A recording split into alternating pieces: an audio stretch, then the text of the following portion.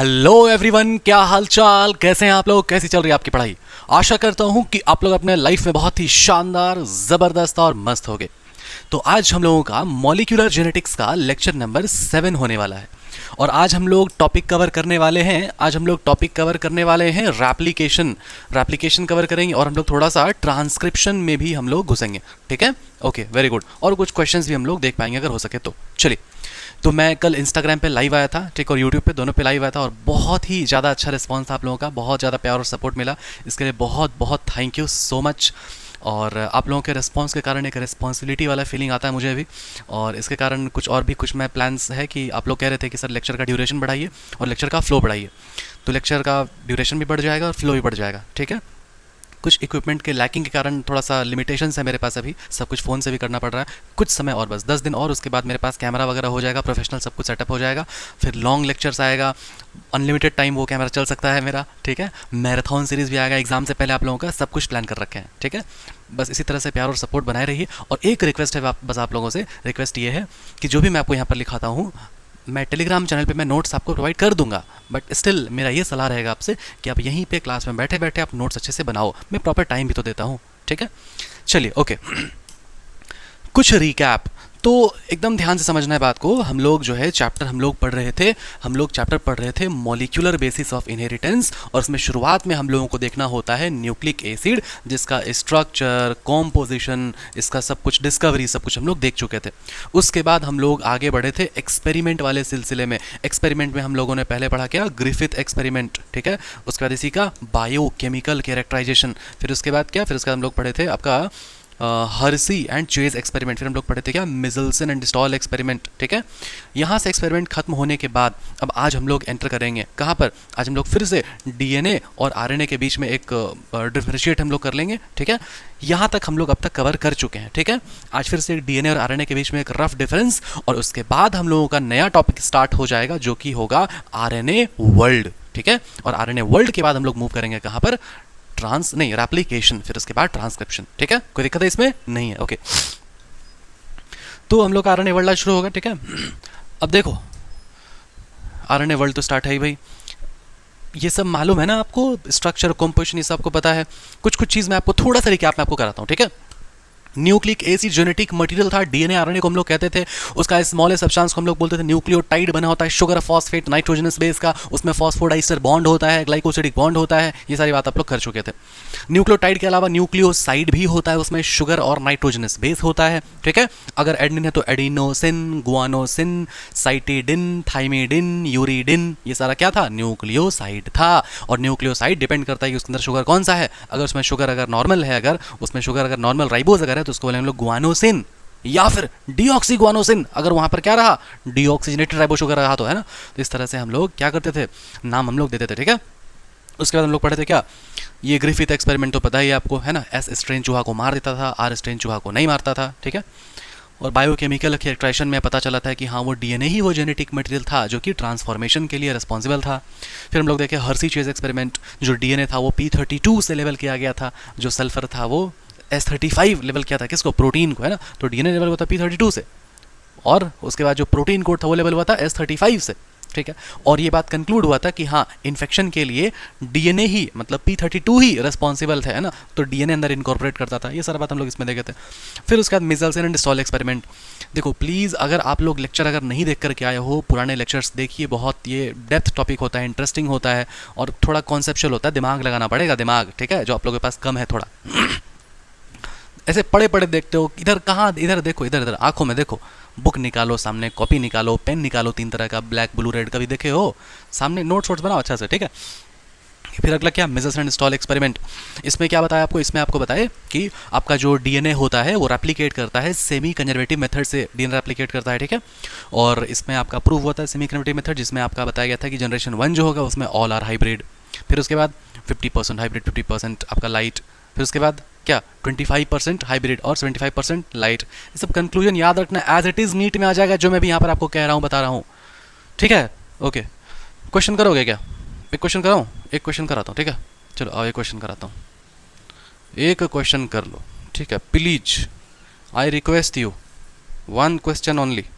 ठीक है, आओ देखो।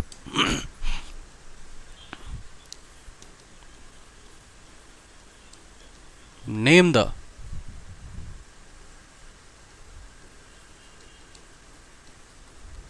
radioactive substance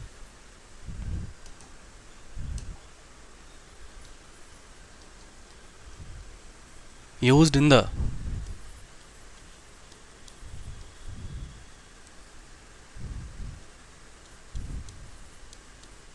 proof of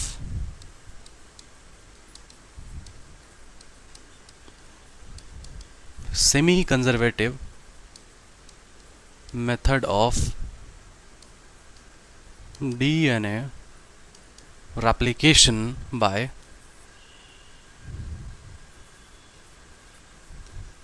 Michelson and Stahl। ठीक है, ऑप्शन दूं? ऑप्शन दूं? ऑप्शन लो, ऑप्शन देखो।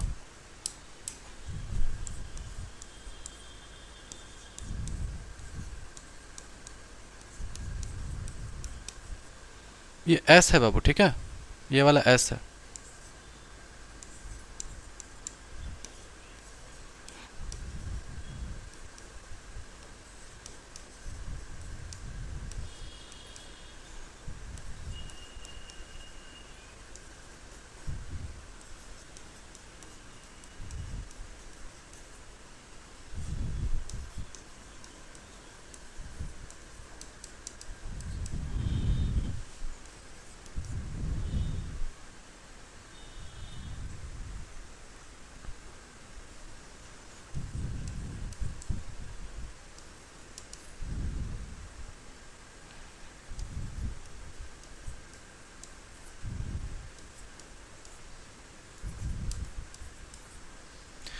चलिए टिक मारिए। इसमें वन सिर्फ करेक्ट है, कोई एक करेक्ट है ना, वन नहीं, मतलब इसमें कोई एक करेक्ट है। पॉज कीजिए, आराम से रोकिए और सॉल्व कीजिए अच्छे से। जिनको आता होगा ये कंसेप्ट वो देख के एक ही बार में वो टिक मार दिए होंगे, जिनको नहीं आता होगा वो अभी तक ढूंढ रहे होंगे क्या होगा। बताएं आंसर, बताएं क्या कर रहा तू, बताते हैं देख। Name the radio active substance used in the proof of semi conservative method in application. आपका सेमी कंजर्वेटिव मेथड का जो प्रूफ है वो दो लोगों ने दिया था, एक दिया था मिचेल्सन एंड स्टॉल और दूसरा दिया था टेलर ने। ठीक है, मिचेल्सन एंड स्टॉल यूज़ किए थे N14 और N15, ठीक है, सही बात है। और ये सेंट्रीफ्यूगेशन के लिए CaCl को यूज़ किए थे, लेकिन ये किसी भी तरह का कोई भी रेडियो एक्टिव सब्सटेंस को यूज़ नहीं किए थे। टेलर यूज़ किए थे रेडियो एक्टिव सब्सटेंस जिसका नाम था क्या, थाइमीडिन नाम था। ठीक है, तो इसका आंसर क्या हो जाएगा बताओ। लिख दिया ना मिचेल्सन एंड स्टॉल, तो ये कुछ किया था क्या रेडियो एक्टिव सब्सटेंस के बारे में, नहीं किया था, तो आंसर क्या हो जाएगा, नन हो जाएगा। ठीक है, आगे बढ़े, चलो आगे बढ़ते भाई।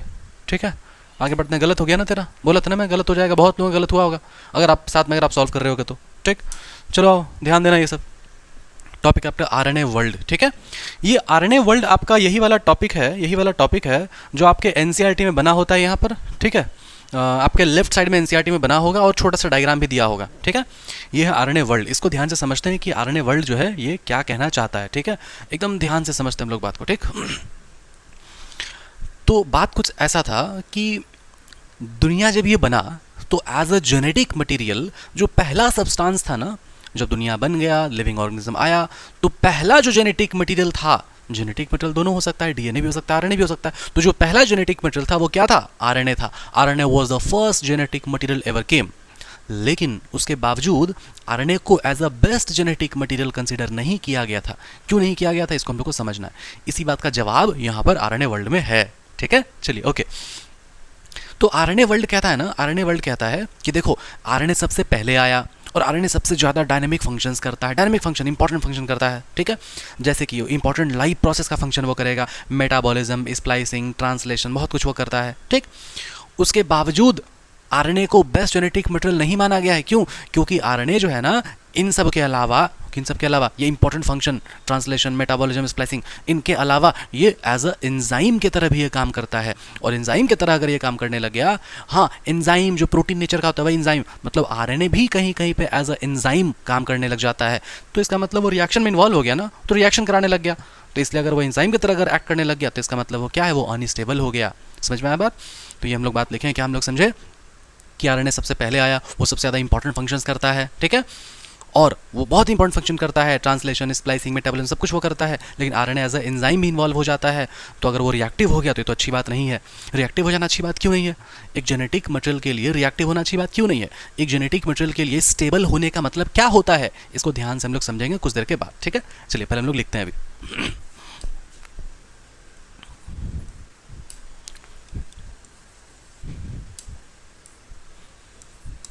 as RNA was the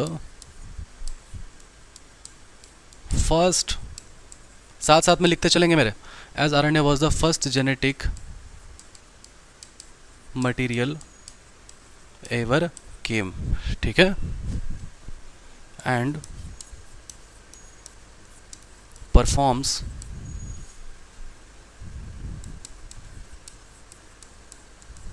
important functions of life process like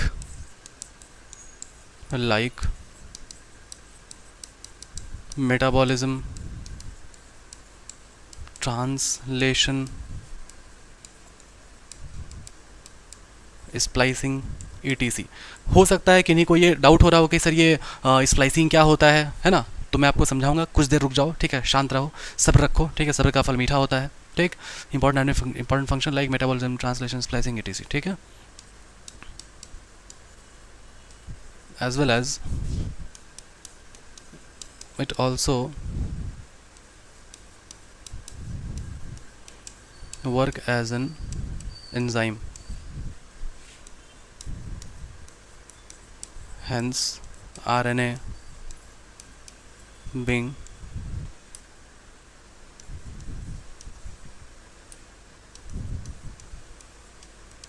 reactive in nature, it is not stable, ठीक है, RNA स्टेबल नहीं है।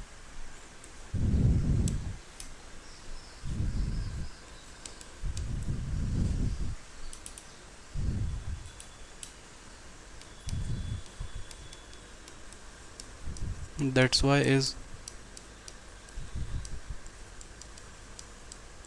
not considered as best genetic material, ठीक है।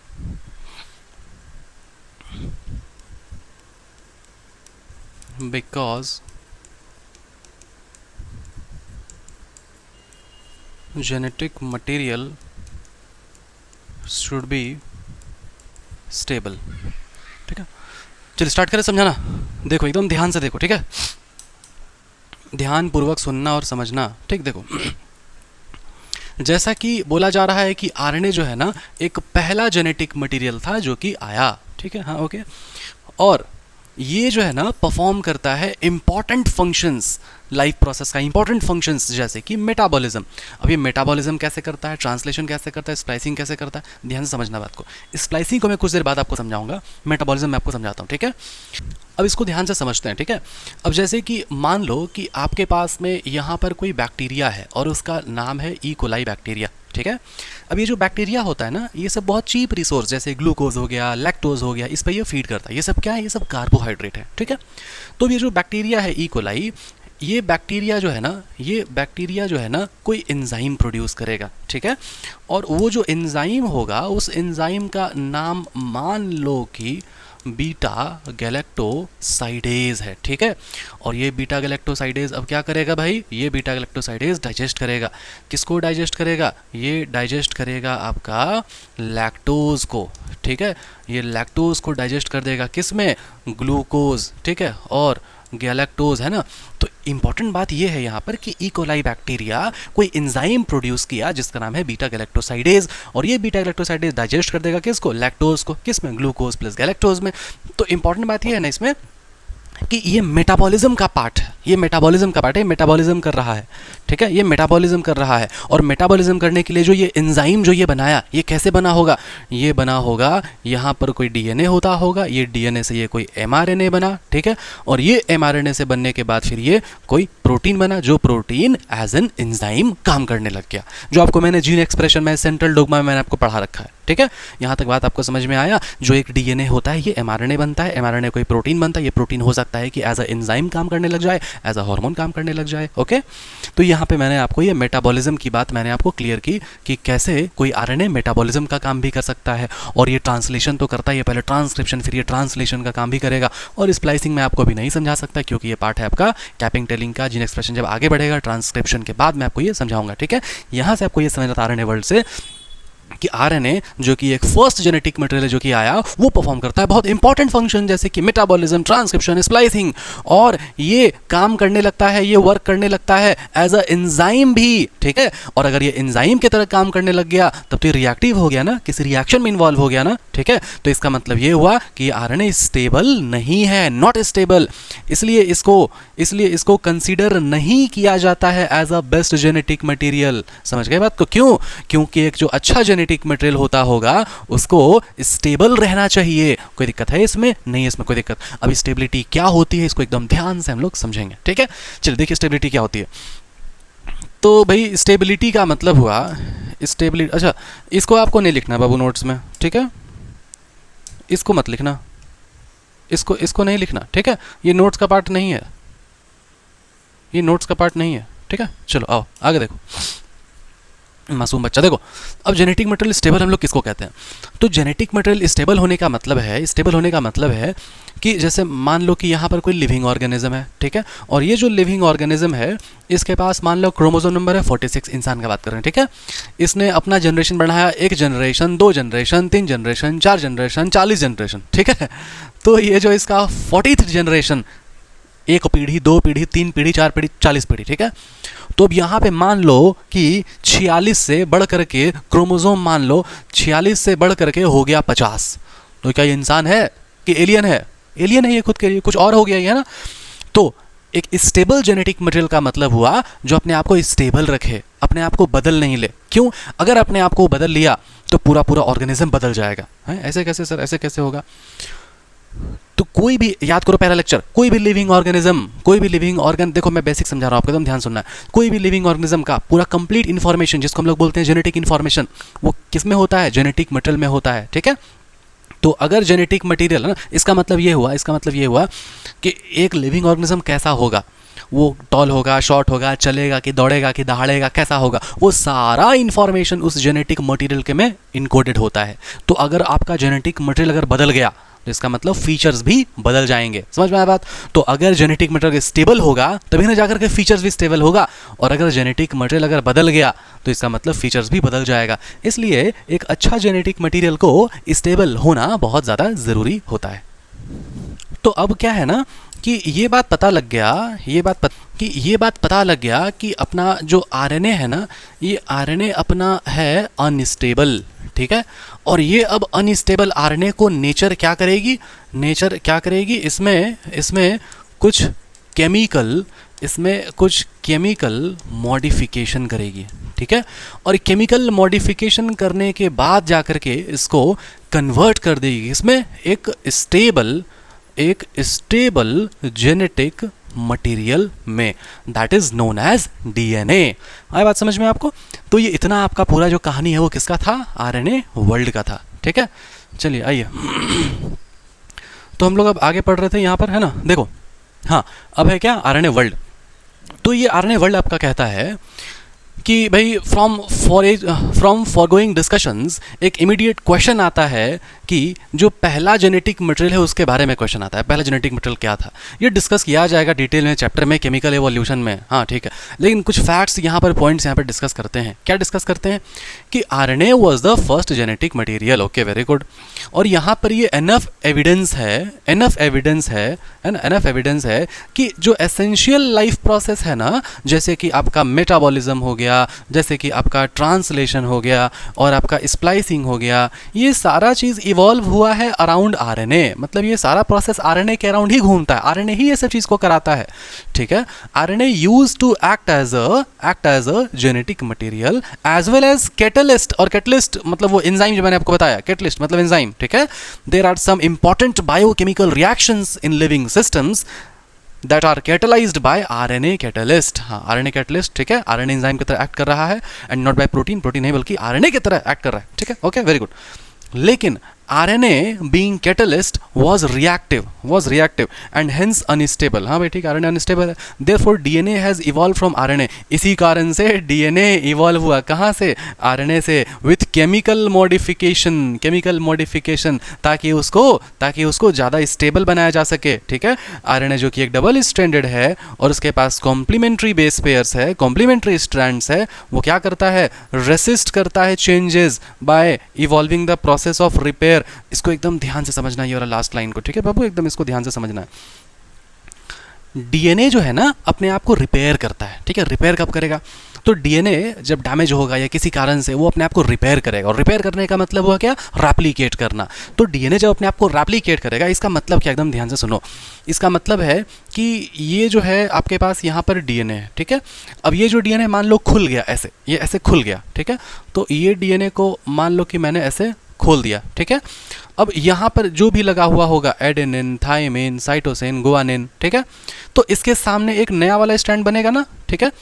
तो नया वाला स्टैंड जब बन जाएगा ऐसे, तो आप देखो यहाँ पर ये एक डीएनए स्टैंड से ये दो डीएनए स्टैंड बना, इसके सामने भी बनेगा ना, इसके सामने ही बनेगा ना। तो इसका मतलब ये हुआ कि एक डीएनए स्ट्रैंड से दो नया डीएनए बन गया, इसको बोलेंगे रेप्लिकेशन। और ये लाइन ये कहता है कि during the time of repair जो डीएनए है अपने अंदर चेंजेस लाने को रेसिस्ट करेगा कि नहीं, हम चेंजेस नहीं लाएंगे, है ना। चेंजेस मतलब क्या? Sudden change in the genetic material, mutation की बातें कर रहा है, ठीक है, कि हम अपने आप को म्यूटेट नहीं होने देंगे, ठीक है। देखो कहाँ गया? DNA being double standard and having complementary strand further resist changes by evolving a process of repair.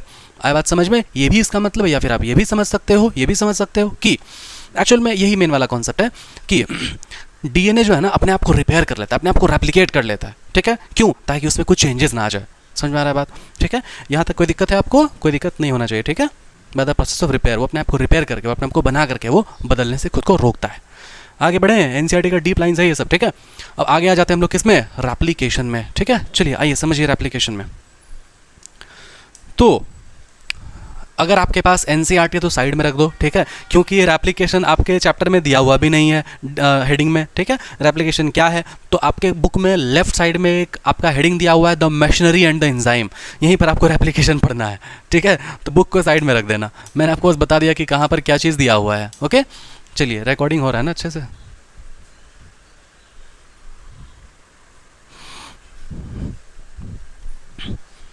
चलिए अब रेप्लिकेशन को देखते हैं हम लोग कि रेप्लिकेशन क्या है, ठीक है। तो रेप्लिकेशन जो है ना, ये जो रेप्लिकेशन है, ये रेप्लिकेशन में एंजाइम कौन सा इस्तेमाल होगा? सबसे पहले हम लोग समझते हैं क्या एंजाइम के बारे में, ठीक है। तो रेप्लिकेशन, इसको एकदम ध्यान समझिए, रेप्लिकेशन का नाम हो जाएगा क्या? इसका नाम हो जाएगा डीएनए डिपेंडेंट डीएनए पॉलीमरेज, ठीक है। मैंने आपको एंजाइम्स लिखने के लिए सिखाया हुआ है, एकदम ध्यान से समझना है बात को। अगर यहाँ पर ये डीएनए है और अगर यहाँ पर ये आरएनए है और अगर यहाँ पर ये प्रोटीन है, ठीक है, और अगर डीएनए से डीएनए अगर रेप्लिकेट हो रहा है, तो मैंने आपको क्या बताया? स्टेप नंबर 1, ठीक है। रेप्लिकेशन में कौन सा एंजाइम लगेगा? कुछ बनाना है, ठीक है, कुछ बनाना है, कुछ पॉलीमराइज करके बनाना है। कौन सा एंजाइम लग जाएगा? पॉलीमरेज एंजाइम लग जाएगा। क्या बनाना है? डीएनए बनाना है। तो कौन सा polymerase enzyme? DNA polymerase enzyme. किससे बनाना है? डीएनए से ही बनाना है। तो किस पर डिपेंड करेगा? डीएनए पर ही डिपेंड करेगा। फिर से सुनिए, कुछ पॉलीमराइज करके बनाना है, ठीक है, तो पॉलीमरेज एंजाइम। क्या बनाना है? डीएनए बनाना, डीएनए पॉलीमरेज एंजाइम। किससे बनाना? डीएनए से बनाना है, तो डीएनए डिपेंडेंट डीएनए पॉलीमरेज। अब यहाँ पर आओ, ठीक है, कुछ बनाना है, पॉलीमरेज। क्या बनाना है? आरएनए बनाना है, तो आरएनए पॉलीमरेज किस पर डिपेंड कर रहा है? डीएनए पर डिपेंड कर रहा है। इस डीएनए से बना रहे हो तो इसको हम लोग बोलेंगे क्या? DNA dependent RNA polymerase enzyme. कोई दिक्कत है इसमें? कोई दिक्कत है इसमें? नहीं है। ठीक है, कुछ बनाना है ना, तो पॉलीमरेज एंजाइम। क्या बनाना है? आरएनए बनाना है, तो आरएनए पॉलीमरेज एंजाइम। इसी डीएनए से तो बन रहा है ना ये आरएनए, तो डीएनए पे डिपेंड करेगा, डीएनए डिपेंडेंट आरएनए पॉलीमरेज। कोई दिक्कत है इसमें? नहीं, कोई दिक्कत नहीं, सबको मिटा देते हैं। ठीक है, चलो आओ अब समझते हैं एकदम ध्यान से। ठीक है, तो एंजाइम का नाम है क्या? DNA dependent DNA polymerase. ठीक, अब एकदम ध्यान से हम लोग समझते हैं बात को। ठीक है, अब क्या है ना, आपका जो एनसीईआरटी है उसमें कुछ डेटा दिया हुआ है। उस डेटा में ये कहता है कि भाई जो आपका ई कोलाई बैक्टीरिया है ना, वो ई कोलाई बैक्टीरिया में 4.6 इंटू 10⁶ बेस पेयर्स टोटल है। और क्या कहता है? और कहता है कि ह्यूमन का जो डिप्लॉयड सेल है, ह्यूमन का जो डिप्लॉयड कंटेंट रहता है, उसमें 6.6 इंटू 10⁹ बेस पेयर्स है। ठीक है, इतना आपके एनसीईआरटी में दिया हुआ है। और ये कहता है कि ई कोलाई का जो है ना रेप्लिकेशन का जो टाइम है, ये टाइम लगभग 18 मिनट वो लिखता है, लेकिन 18 to 20 मिनट अपने को बोलना पड़ेगा। ठीक है, क्यों? क्योंकि यहाँ पर आपका बोल देगा 18 मिनट, फिर आप जब पढ़ रहे होगे मिजल्सन एंड स्टॉल एक्सपेरिमेंट तो वहाँ पर बोलेगा 20 मिनट। तो सबको ध्यान रखना है। ठीक है, चलिए ओके। तो आपके एनसीईआरटी में बोलेगा कि भाई एंजाइम का नाम है डीएनए डिपेंडेंट डीएनए पॉलीमरेज, और कुछ फैक्ट है कि जो आपका ई कोलाई बैक्टीरिया है 4.6 into 10⁶ nitrogen base pairs total होता है। ठीक है, और उसको 18 मिनट लगेगा। ह्यूमन का जो डिप्लॉयड कंटेंट है वो कितना है? लगभग 6.6 इंटू 10⁹ बेस पेयर्स है। तो इसको कंपेयर करके बोलेगा कि क्योंकि ये इतना ज़्यादा नंबर ऑफ नाइट्रोजनस बेसिस है, ठीक है, इसलिए क्या है ना कि बहुत हाई डिग्री ऑफ एक्यूरेसी से एंजाइम को काम करना पड़ेगा। ठीक है, बहुत हाई डिग्री ऑफ एक्यूरेसी से एंजाइम को काम करना पड़ेगा। हम लोग क्या पढ़ रहे हैं? हम लोग रेप्लिकेशन पढ़ रहे हैं। ठीक है, दो डेटा मिला, दो डेटा को कंपेयर करके ये बोला कि बहुत हाई डिग्री ऑफ एक्यूरेसी से काम करना पड़ेगा। ठीक है, और कितना काम करना पड़ेगा? तो फिर ये एक और इसमें से बात बोलेगा कि भाई इतना हाई डिग्री ऑफ एक्यूरेसी से काम करना पड़ेगा कि लगभग 2000 बेस पेयर पर मिनट रेप्लिकेट होता है। पर मिनट रेप्लिकेट होता है। किस में रेप्लिकेट होता है? ई कोलाई में। समझ में आया बात? ये वाला डेटा है आपका एनसीईआरटी का। ये क्वेश्चन आपका नीट में आया हुआ है। ठीक है, ये सबको एकदम ध्यान देना है ना, कि 2000 बेस पेयर पर सेकेंड, अरे पर मिनट क्यों लिख दिया हम? इसको काटो, पर सेकेंड रेप्लिकेट होता है। ठीक है, ई कोलाई वाले में। अब यहाँ से एकदम ध्यान से समझते जाना है हम लोगों को। ठीक है, कि रेप्लिकेशन कैसे होता है। ठीक, एकदम ध्यान से समझना है आपको। ठीक, चलो आओ देखो।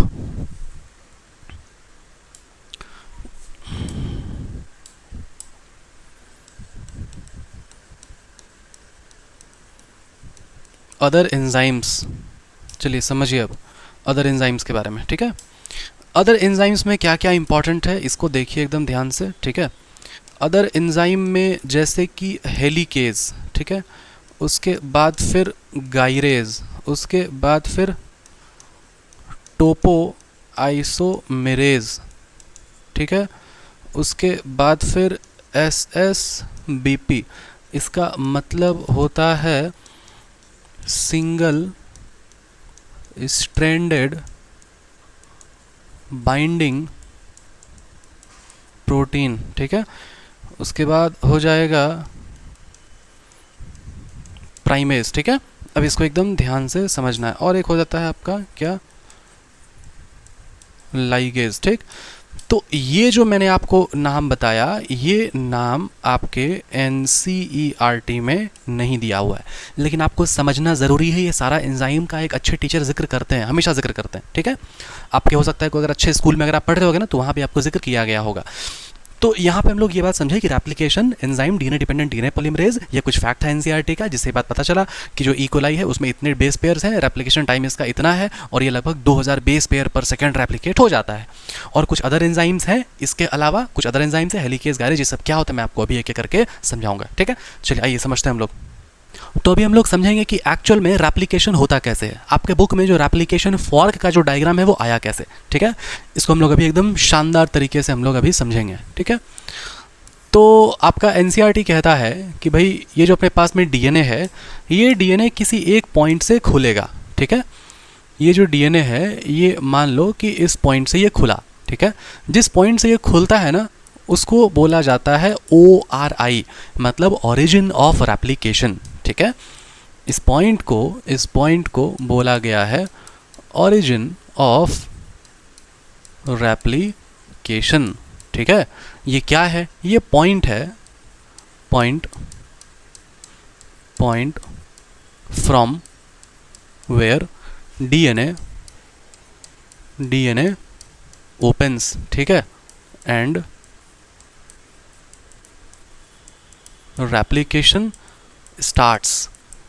तो मैंने आपको ये समझाया कि ये डीएनए है, डीएनए में किसी एक पॉइंट से डीएनए खुलता है, ओपन होता है, और उसी पॉइंट को बोला जाता है ORI, मतलब ओरिजिन ऑफ रेप्लिकेशन। ठीक है, ओरिजिन ऑफ रेप्लिकेशन, ये क्या है? ये पॉइंट है जहाँ से डीएनए ओपन होता है और वहीं से रेप्लिकेशन स्टार्ट होता है। अब ये जो स्ट्रक्चर है ना, डीएनए जब ओपन करेगा तो डीएनए ओपन करने के बाद ये कैसा बनेगा, इसको एकदम ध्यान से हम लोग समझते हैं। ठीक है, ये डीएनए आपका ओपन होने के बाद कुछ इस तरह से बनेगा, और इस पूरे स्ट्रक्चर को बोला गया है रेप्लिकॉन। ठीक है, अब ये जो हमारे पास रेप्लिकॉन है ना, ये रेप्लिकॉन में डीएनए रेप्लिकेशन आधा इधर अलग होता है और आधा इधर अलग होता है। मतलब ये पूरा रेप्लिकॉन है, डीएनए जो है एक पूरा लंबा सा थ्रेड लाइक स्ट्रक्चर होता है। एक ही बार में डीएनए रेप्लिकेशन नहीं होता है, किसी पॉइंट पर होता है। जिस पॉइंट पर होता है वहाँ पर कहीं पर डीएनए एक जगह से खुल गया, और खुलने के बाद ये जो स्ट्रक्चर है वो ऐसा बन गया, और इसको हम लोग क्या बोलते हैं? इसको हम लोग बोलते हैं रेप्लिकॉन। कोई दिक्कत है इसमें आपको? नहीं, कोई भी दिक्कत नहीं है। ठीक है, अब इस स्ट्रक्चर को अगर आप बनाओगे, तो ये कैसा बनेगा? ये आपका बनेगा कुछ ऐसा। ठीक है, कुछ ऐसा बनेगा, और इसको जब आप ऐसे रोटेट कर दोगे यहाँ से ऐसे, ठीक है, तो उस समय एकदम ध्यान से समझना है बात को। ठीक है, रोटेट करने के बाद आपके पास ऐसा स्ट्रक्चर आ गया। ठीक है, इसी को जब आप बनाओगे अच्छे से तो ये ऐसा बनेगा। यही वाला डायग्राम आपके बुक में दिया हुआ होता है। ठीक है, जिसको हम लोग क्या बोलते हैं? जिसको हम लोग बोलते हैं रेप्लिकेशन फॉर्क। ठीक है, और ये कैसा होता है? ये होता है इन्वर्टेड वाई शेप्ड। अब एकदम ध्यान से समझना है बाबू। ठीक है, एकदम ध्यान से समझना है। कुछ एंजाइम है यहाँ पर, ये एंजाइम काम कैसे करता है, इसको हम लोग अभी समझेंगे। ठीक है, आओ देखो।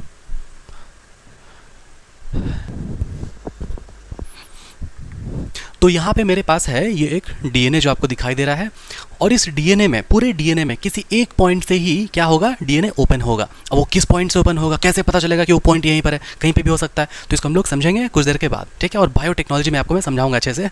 अब सब रखो थोड़ा। ठीक है, तो ये जो डीएनए है, इसमें किसी एक पॉइंट से ये ओपन हुआ। अब ये जब ओपन हो जाएगा जिस पॉइंट से, उसको हम लोग बोलते हैं क्या? ORI, मतलब ओरिजिन ऑफ रेप्लिकेशन। क्यों? क्योंकि रेप्लिकेशन भी यहीं से होता है। अब ये जब ओपन हो जाएगा ना, तो ये जो स्ट्रक्चर है ये कुछ ऐसा बनेगा। ठीक है, अब इस स्ट्रक्चर को हम लोग क्या बोले? इसको हम लोग बोले रेप्लिकेशन फॉर्क। अब एकदम ध्यान से समझना है। ठीक है, तो ये यहाँ से जो यहाँ तक आया, तो इसमें इसका जो हेलिक्स है वो ओपन हुआ। हेलिक्स मतलब जो बॉन्ड्स है, हेलिक्स ओपन हुआ। ठीक है, तो हेलिकेज एंजाइम क्या करेगा? डीएनए के हेलिक्स को ओपन करेगा। ठीक है, और गाइरेज भी इसको अनवाइंड करने में हेल्प करेगा। तो हेलिकेज और गाइरेज मिलकर डीएनए को क्या करता है? ओपन करता है। ठीक है, अब ओपन करने के बाद एकदम ध्यान से सुनना है। अब जैसे ही आप ओपन करोगे ना, तो इसको जब आप और ओपन करोगे तो इस साइड में यहाँ पे और यहाँ पर क्या होगा? एक नेगेटिव कॉइलिंग जनरेट होने लगता है, नेगेटिव कॉइलिंग टेंशन। ठीक है, अब कैसे होता है? तो जब मैं इसको और जब खींच दूंगा ना, तो यहाँ पर ऐसे देखो, ये हुआ ना, इसको बोलते हैं नेगेटिव टेंशन कॉइलिंग। ठीक है, इसको रिड्यूस करता है। कौन रिड्यूस करता है? टोपोआइसोमरेज। ठीक है, फिर से सुनो एकदम ध्यान से। डीएनए को ओपन कौन किया? हेलिकेज और गाइरेज। फिर ये नेगेटिव कॉइलिंग टेंशन को रिड्यूस कौन करेगा? टोपोआइसोमरेज। ठीक है, और उसके बाद अगर मैं इस डीएनए को अगर छोड़ दूं तो ये तो बंद हो जाएगा ना। तो ये बंद ना हो, इसको बंद होने से रोकने के लिए यहाँ पे और यहाँ पर कुछ ऐसा बाइंडिंग प्रोटीन देना पड़ेगा ना, लॉक लगाना पड़ेगा ना, ताकि ऐसे खुला रहे। नहीं तो ऐसे छोड़ेंगे तो बंद हो जाएगा फिर, है ना। ठीक है, तो यहाँ पर वो बाइंडिंग प्रोटीन, वो लॉकिंग प्रोटीन का नाम है क्या? SSBP, मतलब सिंगल स्ट्रैंडेड बाइंडिंग प्रोटीन। ठीक है, तो यहाँ तक मैंने आपको ये समझाया कि डीएनए का जो हेलिक्स है वो ओपन हो जाता है हेलिकेज और गाइरेज के हेल्प से, और ये जो आपका नेगेटिव टेंशन वाली कॉइलिंग है ये रिड्यूस होती है किससे? टोपोआइसोमरेज से। और ये डीएनए बंद नहीं हो जाए इसके लिए यहाँ पर एक लॉकिंग प्रोटीन है, बाइंडिंग प्रोटीन, उसको बोलते हैं single stranded binding protein, SSBP। ठीक है, तो यहाँ तक आई होप आपको क्लियर हुआ होगा। और अब ये जो आपका रेप्लिकॉन बनेगा, ये रेप्लिकॉन में आधा रेप्लिकेशन अलग तरीके से चलता है, आधा रेप्लिकेशन अलग तरीके से चलता है। ठीक है, तो इस आधा को अगर हम लोग यहाँ से अगर हम लोग देखें, ठीक है, इसको अगर हम लोग यहाँ से अगर देखें, ठीक है, ठीक है, इधर करो, ऐसे ऐसे कीजिए, ठीक है। यहाँ से हम लोग इधर अगर देखें, ठीक है, तो अब इसको अगर मैं ऐसे काट दूँ, ठीक है, ऐसे अगर मैं काट दूँ तो ये आपको बन गया है ना, रेप्लिकेशन फॉर्क दिखाई दे रहा है आपको। तो ये आपका पूरा बन गया क्या, रेप्लिकेशन फॉर्क, जो कि आपको दिखाई देगा यहाँ पर इन्वर्टेड वाई शेप का होता है, ठीक है।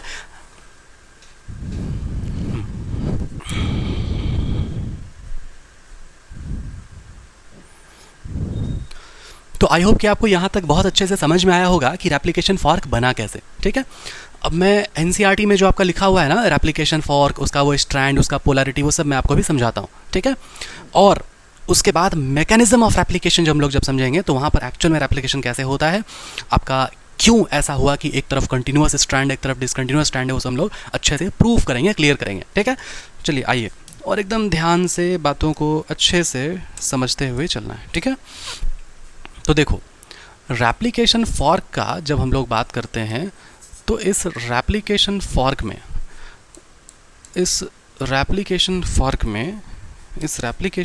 में यहाँ पर होता है एक कंटिन्यूअस स्ट्रैंड और यहाँ पर होता है एक डिसकंटिन्यूअस स्ट्रैंड। ये क्यों बना, ये सब कुछ हम लोग अभी समझेंगे, ठीक है। चलिए एकदम ध्यान दीजिए, समझिए अच्छे से। यहीं से डीएनए ओपन हुआ, इसलिए इसको हम लोग बोल दिए ORI। इसका मतलब होता है क्या, इसका मतलब होता है ओरिजिन ऑफ रेप्लिकेशन, ठीक है। Okay, very good. अब इसको समझिए अच्छे से, एकदम शांति से स्टेप बाय स्टेप आपको पढ़ना है, ठीक है। अभी इस बात को समझो, रेप्लिकेशन फॉर्क में से कुछ क्वेश्चंस आता है, ठीक है। वो क्वेश्चन क्या है, कैसे आपको बनेगा, एकदम ध्यान से समझना है अभी। अब यहाँ पे जो आपके सामने जो दिखाई दे रहा है ना, जिसको हम लोग रेप्लिकेशन फॉर्क कह रहे हैं, इसमें कुछ बातें हैं, इसको एकदम ध्यान से समझना है।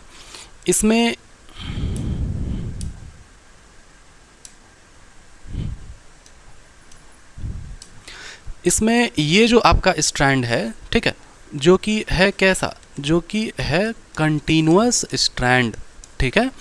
इसको कंटिन्यूअस स्ट्रैंड भी बोलते हैं और इसको लीडिंग स्ट्रैंड भी बोलते हैं, ठीक है। अब एकदम ध्यान से समझना है बात को। और ये जो स्ट्रैंड्स है इसको हम लोग बोलते हैं डिसकंटिन्यूअस स्ट्रैंड, ठीक है। या फिर इसी को बोला जाता है लैगिंग स्ट्रैंड, ठीक है। अगर ये वाला लीडिंग स्ट्रैंड है तो ये वाला लैगिंग स्ट्रैंड है, ठीक है। और इसको हम लोग बोलते हैं ओकाज़ाकी फ्रैगमेंट्स, ठीक है। एकदम ध्यान से समझना, एकदम प्यार से, ठीक है। अब इसमें पोलैरिटी से क्वेश्चंस आता है, पोलैरिटी से, ठीक है। इसमें बोलेगा, अच्छा अब समझो टेम्पलेट क्या होता है। टेम्पलेट ये है क्या, टेम्पलेट, और ये भी है क्या, टेम्पलेट। क्या होता है टेम्पलेट? जो लोग मोबाइल में एडिटिंग करते हैं उनको पता होगा कि कोई मान लो आप फोटो को एडिट किए, ठीक है, तो अब मेहनत से आप करके एडिट किए उसको बढ़िया से, तो वो जो उसमें जो भी आप एडिटिंग आप किए ना, वो एक टेम्पलेट बन जाता है, ठीक है। फिर वो एडिटिंग आप एक बार किए, फिर वैसा ही फोटो को इसमें डालो, फिर से वैसे ही एक क्लिक करो एडिट हो जाएगा, और करो एडिट हो जाएगा, तो ये आपका टेम्पलेट तैयार हो गया, मतलब एक सांचा तैयार हो गया, ठीक है। टेम्पलेट का मतलब होता है जिसको देख करके नया वाला चीज़ को बनाते हैं। ये कैसे हुआ सर? तो आप देखो इसको गौर से, एकदम ध्यान से। क्या हम लोग ऐसा नहीं बोलेंगे कि भाई अगर यहाँ पर अगर एक एडेनिन है, यहाँ पर अगर थाइमीन है, यहाँ पर अगर साइटोसिन है, यहाँ पर अगर गुआनिन है, तो ए का उल्टा क्या होता है भाई? टी होता है। टी का उल्टा क्या होता है? ए होता है। अरे वो वाला बात, डीएनए में क्या होता है? एडेनिन जुड़ता है थाइमीन के साथ, साइटोसिन जुड़ता है गुआनिन के साथ, ये वाला बात तो कर रहे हैं। इसी को बोलते हैं हम लोग क्या? Complementary base pair. सी का उल्टा क्या हो जाएगा? जी हो जाएगा। जी का उल्टा क्या हो जाएगा? सी हो जाएगा। तो क्या इसी स्ट्रैंड को देख करके नया वाला स्ट्रैंड बनाना, इसको हम लोग क्या बोलेंगे? इसको हम लोग बोलेंगे टेम्पलेट स्ट्रैंड। इसको हम लोग क्या बोलेंगे? इसको बोलेंगे टेम्पलेट स्ट्रैंड। कोई दिक्कत है इसमें? नहीं, कोई दिक्कत नहीं है। अब एकदम ध्यान से सुनना है बात को, ठीक है। पोलैरिटी से क्वेश्चन कैसे आता है? पोलैरिटी से क्वेश्चन आएगा ऐसे, आपको पूछेगा कि भाई इसका जो है यहाँ पर पोलैरिटी क्या है? ये 3' है, ये वाला 5' है, ये अगर 3 है तो ये वाला 5' है, ये वाला 3' है। ये सबको समझना है, ठीक है, कि कैसे 3 हुआ, कैसे 5 हुआ, ठीक है। यहाँ पर अगर 5 है तो यहाँ पर 3 है, यहाँ पर 5 है, यहाँ 5 है तो यहाँ पर 3 है, यहाँ पर 5 है। इसको हम लोग समझते हैं अच्छे से, ठीक है। एकदम ध्यान से सुनिए। आपको मैंने एक स्टेटमेंट बताया था। क्या बताया था आपको? मैंने बताया था एक शब्द आपको, एक सेंटेंस आपको याद रखना है, 5 to 3 बहुत इंपॉर्टेंट। क्या बोले? 5 to 3 बहुत इंपॉर्टेंट। 5 to 3 बोलो जोर से, आवाज़ नहीं यार। 5 to 3 बहुत इंपॉर्टेंट, ठीक है। अब एक बात बताओ कि रेप्लिकेशन फॉर्क है, इसमें नया वाला डीएनए बन रहा है, एक स्ट्रैंड है कंटिन्यूअस, एक स्ट्रैंड है डिसकंटिन्यूअस। तो सबसे इंपॉर्टेंट वाला यहाँ पर क्या है? जो कंटिन्यूअस बन रहा है वो इंपॉर्टेंट है, सबसे इंपॉर्टेंट क्या? कंटिन्यूअस। तो ऑटोमेटिकली इसको एकदम ध्यान से समझो, इसको एकदम ध्यान से समझो। एक तरफ है कंटिन्यूअस, है ना, एक तरफ है क्या? कंटिन्यूअस। तो जो स्ट्रैंड कंटिन्यूअस बन गया उसको बोलेंगे क्या? 5 to 3, ठीक है। और ये जिससे बना होगा उसका क्या हो जाएगा? उसका हो जाएगा 3 to 5, है कि नहीं? बताओ, समझो बात को। हम लोग बोले क्या? हम लोग को एक ही चीज़ पता है, कुछ नहीं पता किसका क्या होगा। हम लोग को सिर्फ ये बात पता है, हम लोग को सिर्फ ये बात पता है कि ये कंटिन्यूअस बन गया, ये बहुत इंपॉर्टेंट है, ये हो जाएगा 5 to 3, है ना। और ये वाला डिसकंटिन्यूअस है, ये वाला अगर 5 to 3 है तो ये वाला हो जाएगा 3 to 5। और अगर ये वाला 5 to 3 था तो यहाँ पर हो जाएगा 3 to 5। और अगर ये वाला 3 to 5 है तो यहाँ पर हो जाएगा 5 to 3। समझ में आया बात? एकदम सिंपल से ऐसे ही हम लोगों को याद रखना है, कुछ भी दिमाग आपको नहीं लगाना है, ठीक है। क्या नहीं लगाना दिमाग? कंटिन्यूअस वाला 5 to 3, देखो है ना, 5 to 3 कंटिन्यूअस। तो इसके अपोजिट में क्या हो जाएगा? 3 to 5। और अगर ये वाला अगर 3 to 5 है तो ये वाला क्या हो जाएगा? 5 to 3 हो जाएगा। और ये वाला अगर 5 to 3 तो ये वाला क्या हो जाएगा? 3 to 5 हो जाएगा। अब आपको समस्या क्या है, एकदम ध्यान से सुनना। आपको समस्या है कि सर ये वाला तो 5 to 3 लिख दिए, अब इसको भी 3 to 5 लिख दिए, लेकिन सर इसको हम लोग एन से पढ़ेंगे कि एन से पढ़ेंगे? इसको एन से पढ़ेंगे कि एन से पढ़ेंगे? ये 3 to 5 है कि 5 to 3 है? अरे मेरे को जानना ही नहीं है क्या है, इधर से है कि उधर से, मेरे को नहीं पता। मेरे को सिर्फ ये बात पता है, एकदम ध्यान से सुन, एकदम ध्यान से सुन। मेरे को सिर्फ ये बात पता है कि कहाँ गया? हाँ, सिर्फ ये बात पता है कि जो आपका कंटिन्यूअस वाला स्ट्रैंड है उसका पोलैरिटी होता है 5 to 3, ठीक है। तो ऑटोमेटिकली वो जिस टेम्पलेट से बना होगा उसका पोलैरिटी क्या हो जाएगा? 3 to 5, ठीक है। फिर एक और बात पता चला अपने को कि जो भी डिसकंटिन्यूअस वाला स्ट्रैंड है उसका पोलैरिटी क्या है? ये वाला कंटिन्यूअस का 5 to 3 है तो डिसकंटिन्यूअस क्या हो जाएगा? 3 to 5 हो जाएगा। और अगर ये कंटिन्यूअस का पोलैरिटी अगर 3 to 5 है तो इसका जो टेम्पलेट है उसका क्या हो जाएगा? 5 to 3 हो जाएगा। मैच करके देखो, इसी से आपका सारा क्वेश्चन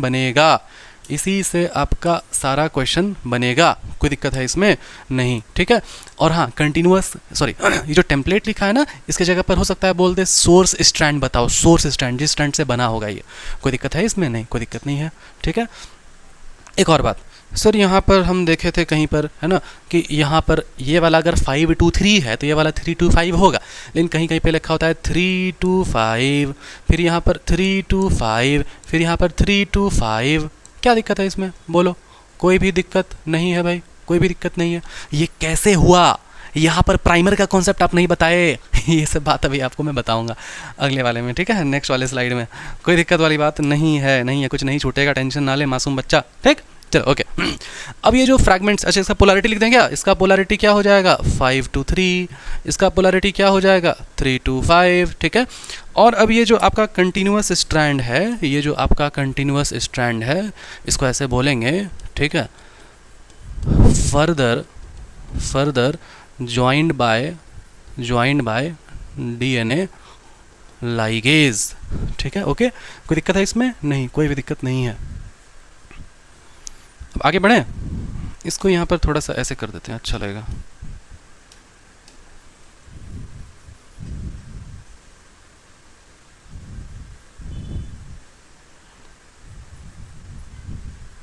चलो ओके, वेरी गुड, आगे बढ़ते हैं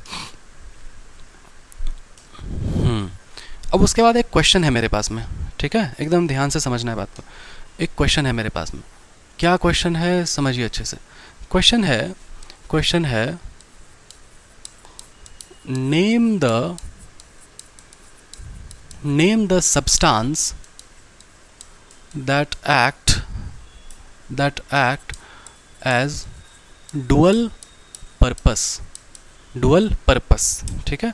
डुअल पर्पस क्या क्या? तो provides energy and act as a substrate, ठीक है। ये आपको बताना है, किसके लिए बताना है? किसके लिए बताना है, एकदम ध्यान से समझिए। फॉर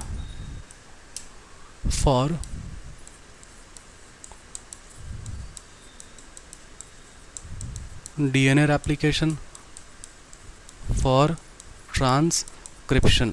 ठीक है, चलिए एकदम ध्यान से क्वेश्चन को समझिए और पढ़िए। ठीक है, उसके बाद जवाब दीजिए, हालांकि जवाब तो नहीं आएगा। ठीक है, ये क्वेश्चन है आपका और ये बहुत इंपॉर्टेंट वाला क्वेश्चन है ये। ठीक है, और देखो एकदम ध्यान से समझना है बात को। मैंने आपको ये समझाना है कि अगर ये रेप्लिकेशन फॉर्क है और इस रेप्लिकेशन फॉर्क में अगर यहाँ पर अगर थाइमीन है, यहाँ साइटोसिन है, यहाँ गुआनिन है, ठीक है, और यहाँ पर फिर से गुआनिन है, या फिर यहाँ पर अगर एडेनिन है, ठीक है, एकदम ध्यान से समझना बात को। ठीक है, तो यहाँ पर क्या क्या आ जाएगा, यहाँ पर क्या क्या आ जाएगा बताओ। यहाँ पर टी का उल्टा आ जाएगा ए, है ना, सी का उल्टा हो जाएगा जी, जी का उल्टा हो जाएगा सी, ए का उल्टा हो जाएगा टी। और ये जो डीएनए रेप्लिकेशन हुआ, ये डीएनए स्ट्रैंड से एक से दो स्ट्रैंड, एक यहाँ भी इसके सामने भी सेम आएगा। ठीक है, और इसको रियली में अगर बनाएंगे, कुछ बचा है ना, ऐसा परेशान नहीं होना।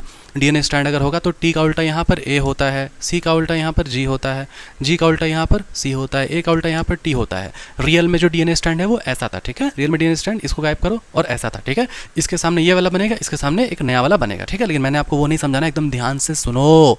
ठीक है, ध्यान सुनो। डीएनए रेप्लिकेशन है, एक स्ट्रैंड से एक यहाँ और एक यहाँ, दो स्ट्रैंड बन गया। लेकिन इसमें जो एंजाइम इस्तेमाल हुआ जिसका नाम था क्या, डीएनए डिपेंडेंट डीएनए पॉलीमरेज। तो ये जो एंजाइम है वो क्या है, वो तो प्रोटीन नेचर का है। तो एंजाइम्स जो है वो जो कि प्रोटीन नेचर का है, तो एक प्रोटीन में इतना कैपेसिटी कैसे आ गया, इतना औकात कैसे आ गया एक प्रोटीन का कि वो इसके सामने में एक नया नाइट्रोजनस बेस को जोड़ दे रहा है, ऐड कर दे रहा है। इसके सामने यहाँ पर ये ऐड कर दे रही है, ऐसे कैसे भाई। प्रोटीन मतलब यहाँ पर जो एंजाइम लगा, डीएनए डिपेंडेंट डीएनए पॉलीमरेज, ये क्या है, ये एंजाइम है। और एंजाइम क्या होता है, प्रोटीन नेचर का होता है। क्या ही है प्रोटीन, अमीनो एसिड्स का वो चेन है पूरा प्रोटीन। तो एक अमीनो एसिड में, एक प्रोटीन में, एक एंजाइम में इतना कैपेसिटी कैसे आ गया कि वो नया स्ट्रैंड बना दे रहा है। इसका मतलब कुछ तो लोचा है यहाँ पे, कुछ तो गड़बड़ है ना, कि इसके सामने में एडेनिन आ गया, यहाँ पर ग्वानिन आ गया। क्या गड़बड़ है भाई, इसको एकदम ध्यान से हम लोग समझेंगे। ठीक है, चलो ओके, एकदम ध्यान से हम लोग इसको समझेंगे। पहले तो आप सबसे पहले समझो कि इसका आंसर क्या होगा। ठीक है, इसका आंसर हो जाएगा डीऑक्सी राइबो न्यूक्लियोसाइड ट्राइफॉस्फेट। ठीक है, ये है। अब एकदम ध्यान से समझना है बात को। ठीक है, ठीक है, डीऑक्सीराइबोन्यूक्लियोसाइड ट्राइफॉस्फेट। अब इसमें आप ये देखो कि क्या यहाँ पर आपको दिख रहा है न्यूक्लियोसाइड ट्राइफॉस्फेट। तो भाई ये न्यूक्लियोसाइड क्या होता था, भाई ये न्यूक्लियोसाइड क्या होता था। तो न्यूक्लियोसाइड मैं आपको बता दूँ, न्यूक्लियोसाइड का मतलब होता था शुगर और नाइट्रोजनस बेस। और भैया नाइट्रोजनस बेस भी बहुत तरह का था, एडेनिन था, साइटोसिन था, गुआनिन था। ठीक है, फिर उसके बाद थाइमीन था, यूरासिल था, बहुत कुछ था। तो बोला गया कि भाई ये जो है ना जो आपका ये जो शुगर है, शुगर अगर एडेनिन के साथ जुड़ गया तो इसको हम लोग बोलेंगे एडिनोसिन। अगर ये इसके साथ जुड़ गया तो इसको हम लोग बोलेंगे साइटिडिन। ठीक है, इसके साथ अगर जुड़ गया तो इसको हम लोग बोलेंगे क्या, गुआनोसिन। ठीक है, इसको हम लोग बोलेंगे क्या, गुआनोसिन। ठीक है, इसको हम लोग बोलेंगे क्या, थाइमीडिन। इसको हम लोग बोलेंगे क्या, यूरिडिन, है ना। तो इस तरह से बनेगा। फिर आपको ये भी मैंने बताया कि अरे भाई ये भी तो हो सकता है कि शुगर भी दो तरह का हो, शुगर भी दो तरह का हो सकता है कि नॉर्मल वाला राइबोज, या फिर हो सकता है कि डीऑक्सी वाला राइबोज, है ना। तो या तो बोलेंगे एडिनोसिन और या तो बोलेंगे डीऑक्सी एडिनोसिन, या तो बोलेंगे साइटिडिन, या तो बोलेंगे हम लोग डीऑक्सी साइटिडिन। कोई दिक्कत है इस बात में? नहीं भाई, कोई दिक्कत नहीं है। ठीक है, ये सब मैंने बेसिक्स में कवर कर चुका है। प्लीज लेक्चर जा करके देखो, गंदा बच्चा। और देखो इधर, तो न्यूक्लियोसाइड मतलब एडिनोसिन और इसमें ट्राइफॉस्फेट, इसको एकदम ध्यान से पहले देख लो। ठीक है, अब एकदम ध्यान से मेरा बात को सुनो बस। ठीक है, ठीक, ओके। तो अब यहाँ पर अगर मैं बोलूँ कि भाई यहाँ पर नया वाला टीएनए स्ट्रैंड को बनाओ, तो हाँ बनाएंगे। थाइमीन के आगे में यहाँ पर एडेनिन को जोड़ना है, ठीक। और अगर मैं आपको बोलूँ कि देखो ये जो है ना, यहाँ पर नया वाला डीएनए स्ट्रैंड बनाना, नया वाला चेन बनाना है, जो कि बहुत ज़्यादा एनर्जेटिक प्रोसेस है, एनर्जी का जरूरत पड़ेगा, एक्सपेंसिव प्रोसेस है। तो अगर यहाँ पर एनर्जी का जरूरत अगर पड़ेगा तो आप एनर्जी दोगे। एनर्जी किस फॉर्म में होता है? एनर्जी हमेशा एटीपी के फॉर्म में होगा, जिसको हम लोग क्या बोलते हैं? एटीपी का फुल फॉर्म क्या होता है? एटीपी का फुल फॉर्म होता है आपका adenosine, adenosine try phosphate. Adenosine क्या है? एडिनोसिन ये वाला है भाई, एडिनोसिन ये वाला है भाई, एडिनोसिन। इसी में एक फॉस्फेट, दो फॉस्फेट, तीन फॉस्फेट, इसको हम लोग बोले क्या? Adenosine try phosphate.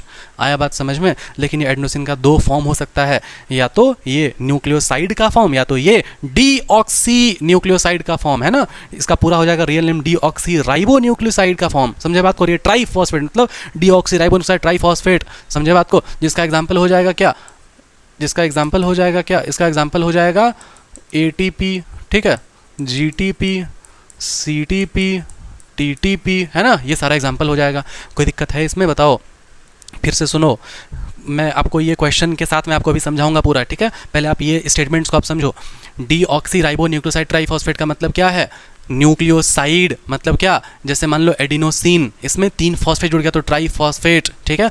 और इसमें जो न्यूक्लियोसाइड है, इसमें sugar plus nitrogenous base. Sugar दो तरह का हो सकता है, राइबोज या डीऑक्सी राइबोज। डीऑक्सी राइबोज वाला अगर है, क्योंकि हम लोग डीएनए का बात कर रहे हैं, तो ये डीऑक्सी राइबो बोलेंगे, न्यूक्लियोसाइड ट्राइफॉस्फेट बोलेंगे। अब इसको मैं प्रूव करता हूँ, ठीक है। चलो इसको मैं प्रूव करता हूँ। ये सब बेसिक्स था, इसको मैं मिटा दूंगा, अभी बता रहा हूँ, ठीक है। लिखना है, कॉपी करना है, कर लो नोट्स में। लो हट गया, मैं कॉपी कर लो। मिटाऊँ मिटाऊँ मिटाऊँ मिटाऊँ, लो मिटा दे रहा हूँ मैं, ठीक है। अब एकदम ध्यान से देखो, एकदम ध्यान से देखो, मैंने अभी इसको प्रूफ करना है, ठीक है। आओ देखो।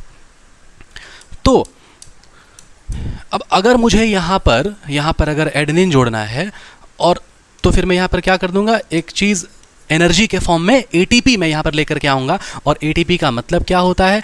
एटीपी का मतलब होता है एडिनोसिन, एक फॉस्फेट, दो फॉस्फेट, तीन फॉस्फेट, ठीक है। अभी जो 3 फॉस्फेट है, ये क्या होगा? ये बॉन्ड तोड़ेगा, एनर्जी निकालेगा, है ना। ये जो है यहाँ से बॉन्ड को तोड़ा और एनर्जी निकाला, यहाँ से बॉन्ड को तोड़ा, एनर्जी निकाला, ठीक है। सर ये बॉन्ड तोड़ा, एनर्जी निकाला क्या होता है? अरे बाबा, बॉन्ड फॉर्मेशन होता है इंडोथर्मिक और बॉन्ड ब्रेकिंग होता है एक्सोथर्मिक। अब तेरे को नालायक को, अगर तेरे को नहीं पता है कि एक्सो और इंडो क्या होता है, तो ध्यान से सुनो। बॉन्ड फॉर्मेशन, है ना, देखो जीवन में जो है ना, अगर आप बॉन्ड बनाते हो तो बॉन्ड बनाने के लिए, मतलब ऐसा बॉन्ड बनाने के लिए बहुत एफर्ट डालना पड़ता है, बहुत एनर्जी डालना पड़ता है। जैसे कि आपको पता ही है, iPhone 18 pro max, dairy milk silk, Ferrero Rocher, है ना, और टेडी बियर और अलग अलग चीज़, है ना। आपको बॉन्ड फॉर्मेशन के लिए आपको देना पड़ा एनर्जी। क्या होना पड़ा? देना पड़ा एनर्जी, करेंसी आपको देना पड़ा, ठीक है। लेकिन भगवान न करे अगर आपका ब्रेकअप, जो कि होता ही है ना, आप लोग का होगा ही, तो अगर मान लो ब्रेकअप हुआ, तो फिर क्या होगा समझो? ये मेरा टेडी बियर इधर लाओ, ये मेरा आईफोन इधर लाओ, ये मेरा रिचार्ज इधर लाओ, है ना। समझे बात को? तो ऐसे रिलीज हुआ, है ना, रिलीज हुआ। बॉन्ड फॉर्मेशन में क्या हुआ? एनर्जी देना पड़ा। और बॉन्ड ब्रेकिंग में क्या हुआ? चीज़ें रिलीज हो गई। तो बॉन्ड फॉर्मेशन कैसा होगा? इंडोथर्मिक। बॉन्ड ब्रेकिंग कैसा होगा? एक्सोथर्मिक। समझ में आया बात? कोई दिक्कत है इसमें? नहीं है। तो इसका मतलब क्या ये बात हुआ कि जो बॉन्ड फॉर्मेशन होता, मतलब इसका मतलब ये हुआ कि जो एनर्जी होता है ना, जो एनर्जी है, वो एनर्जी स्टोर्ड रहता है बॉन्ड के फॉर्म में। बॉन्ड को तोड़ा, एनर्जी को निकाला, बॉन्ड को तोड़ा, एनर्जी को निकाला। अब उसके बाद ये एडिनोसिन और ये एक ठो फॉस्फेट यहाँ पर बच जाएगा। तो एडिनोसिन जो कि एक होता है शुगर और दूसरा होता है नाइट्रोजनस बेस, ठीक है। कौन सा वाला? ए वाला, एडेनिन वाला। और यहाँ पर एक फॉस्फेट बच गया। तो अगर इन तीनों को हम लोग मिला दें तो शुगर, फॉस्फेट, नाइट्रोजनस बेस मिल करके बन जाएगा क्या? न्यूक्लियोटाइड बन जाएगा और ये चिपक जाएगा यहाँ पे। बताओ कोई दिक्कत है इसमें? नहीं है। ठीक वैसे सी का उल्टा क्या हो जाएगा? जी। तो यहाँ पर अगर एटीपी का अगर जरूरत पड़ा था, तो यहाँ पर अब जीटीपी का जरूरत पड़ेगा। वैसे गुआनोसिन ट्राइफॉस्फेट, दो फॉस्फेट, दो टर्मिनल फॉस्फेट का यूज कर लेगा और उसके बाद इसको ऐसे करके यहाँ चिपक जाएगा। उसके बाद फिर यहाँ पर ऐसे चिपक जाएगा, यहाँ पर ऐसे चिपक जाएगा, ठीक है। ATP, GTP, CTP, TTP, ATP, GTP, CTP, TTP का यूज हो गया। कोई दिक्कत है? कौनो दिक्कत नहीं है बबुआ, कौनो दिक्कत नहीं है, ठीक है। चलो ये सब समझने वाला पार्ट था, खैर, है ना, ये सब समझने वाला पार्ट था, डीप अंडरस्टैंडिंग था, कोई दिक्कत नहीं है, ठीक। लेकिन ट्रांसक्रिप्शन में क्या होगा? तो ट्रांसक्रिप्शन में भी ध्यान से सुन लो। इसमें हम लोग बोलेंगे राइबो न्यूक्लियोसाइड ट्राइफॉस्फेट, ट्राइफॉस्फेट। कैसे बोले, एकदम ध्यान से सुनो। क्योंकि यहाँ पर डीएनए रेप्लिकेशन में डीएनए ही बनना है, तो जो न्यूक्लियोसाइड ट्राइफॉस्फेट होगा उसके न्यूक्लियोसाइड में जो शुगर होगा वो डीऑक्सी वाला होगा। लेकिन यहाँ पर तो आरएनए बनाना है, तो आरएनए में क्या डीऑक्सीनेटेड शुगर होता है? नहीं होता है। तो क्या बनेगा? Ribo nucleoside triphosphate. लेकिन तेरे किताब में राइबो शब्द भी नहीं दिया हुआ है, डायरेक्ट दिया हुआ है न्यूक्लियोसाइड ट्राइफॉस्फेट। तो इसको हम लोग ऐसे और थोड़ा अंडर एस्टिमेट करके और नाम लिख सकते हैं, न्यूक्लियोसाइड ट्राइफॉस्फेट। ठीक है, कोई दिक्कत है इसमें? नहीं है ना, दोनों नाम एक ही है। ठीक है, मतलब ये हुआ कि अगर इसमें कुछ अगर नहीं लगा रहे हैं, जब तक इसमें डीऑक्सी नहीं लगाए तब तक ये क्या है? राइबो वाला है। कोई दिक्कत है इसमें? नहीं है, कोई दिक्कत नहीं है। चलो समझ में आ गया, आई होप, है ना।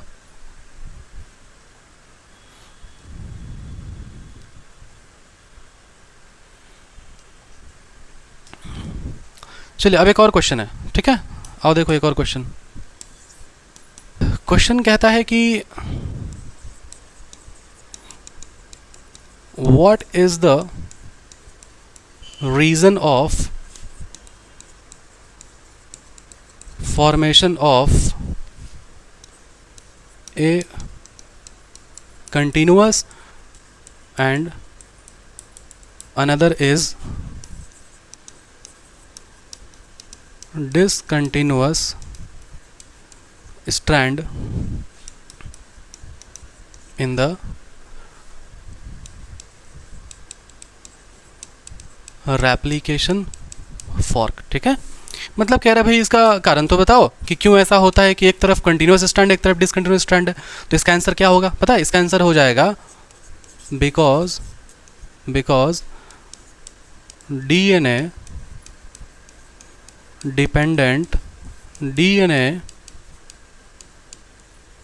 Polymerase enzyme act only in one direction. ठीक है, और ये आपका एनसीईआरटी का लाइन है, इसको आपको याद करना है, लेकिन मैं आपको भी इसको प्रूव करके दिखाऊंगा, आपको मैं समझाऊंगा। ठीक है, चलो ध्यान से एकदम सुनिएगा तब तक। ठीक है, अब तक हम लोग क्या क्या पढ़ चुके हैं? अब तक हम लोग ये बात समझ चुके हैं डीएनए रेप्लिकेशन में कि डीएनए रेप्लिकेशन क्या होता है, कौन सा एंजाइम से होता है। इसका मतलब क्या होता है? डीएनए से डीएनए बनना। एंजाइम कौन सा? DNA dependent DNA polymerase. और कुछ आपको फैक्ट मिला क्या? ई कोलाई बैक्टीरिया में 4.6 × 10⁶ नाइट्रोजनस बेस पेयर होता है। ह्यूमन डिप्लॉयड कंटेंट में कितना होता है? 6.6 × 10⁹ बेस पेयर्स होता है। और आपको क्या मिला? ये जो ई कोलाई बैक्टीरिया है वो 18 मिनट में लगभग मल्टीप्लाई हो जाता है, 18-20 मिनट में, और ये 2000 बेस पेयर पर सेकंड ये क्या करता है? मल्टीप्लाई करता है, ये बना लेता है। ठीक, और क्या मैंने आपको समझाया? और मैंने आपको समझाया, ध्यान सुनना, एकदम ध्यान सुनना, एनसीईआरटी टाइप का लिखता है ये बात कि जो डीएनए रेप्लिकेशन है ना, ये डीएनए रेप्लिकेशन बहुत हाई डिग्री ऑफ एक्यूरेसी से होना ज़रूरी है, बहुत ज़्यादा हाई डिग्री ऑफ एक्यूरेसी से होना ज़रूरी है। क्योंकि अगर ये इस हाई डिग्री ऑफ एक्यूरेसी से अगर नहीं होगा तो चांसेस है कि डीएनए म्यूटेट कर जाए, म्यूटेशन हो जाए, और अगर म्यूटेशन हो गया तो गड़बड़ है ना रे बाबा। क्यों गड़बड़ है? मैंने आपको समझाया अभी, डीएनए जेनेटिक मटेरियल स्टेबल होना चाहिए, बहुत स्टेबल होना चाहिए ना। अगर वो चेंज हुआ तो पूरा ऑर्गेनिज्म चेंज हो जाएगा। ठीक है, ओके, वेरी गुड। और मैंने आपको क्या बताया? फिर मैंने आपको बताया कि जो डीएनए रेप्लिकेशन है उसमें डीएनए किसी एक पॉइंट से खुलता है, और उस एक पॉइंट को बोलते हैं क्या?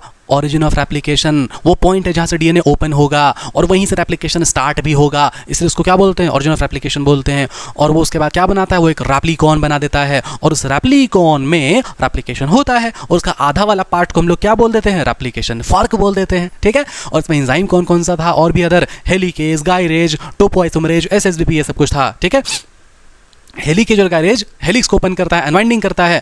टोपोआइसोमरेज नेगेटिव टेंशन कॉइलिंग को रिड्यूस करता है। एसएसबीपी क्या करता है? उसको डीएनए को वापस से लॉक होने से रोकता है। ये सारा चीज़ था। लेकिन ये जो अदर एंजाइम मैंने आपको बताया, हेलिकेज, गायरेज, टोपोआइसोमरेज, एसएसबीपी, ये सब आपको नहीं पढ़ना, आपके एनसीईआरटी में नहीं, लेकिन आपको जानना चाहिए। ठीक है, और अभी कुछ कॉन्सेप्ट बचा के रखा हूँ मैं, किसका? प्राइमर का कॉन्सेप्ट, प्राइमर का। ठीक है, चलिए ओके, आगे बढ़े हम लोग। यहाँ तक क्लियर था? और क्या मैंने आपको बताया? रेप्लिकेशन फॉर्क जब बनेगा तो कंटिन्यूअस बनेगा, लीडिंग स्ट्रैंड कहते हैं 5 to 3, तो उसका उल्टा 3 to 5। और ये अगर कंटिन्यूअस अगर 5 to 3 है तो ये वाला क्या हो जाएगा? 3 to 5 हो जाएगा। फिर इसका टेम्पलेट क्या हो जाएगा? 5 to 3 हो जाएगा। कौनो दिक्कत नहीं, कौनो दिक्कत नहीं। आगे बढ़ो रे बाबा, आगे बढ़ो, क्योंकि जीवन में हमेशा आगे बढ़ना चाहिए। ठीक है, हाँ ठीक है, कुछ समझा देते हैं भाई। हाँ, यहाँ पर चलो देखो, हाँ इसको प्रूव करते हैं अभी। ठीक है, इसको प्रूव करते हैं। व्हाट इज द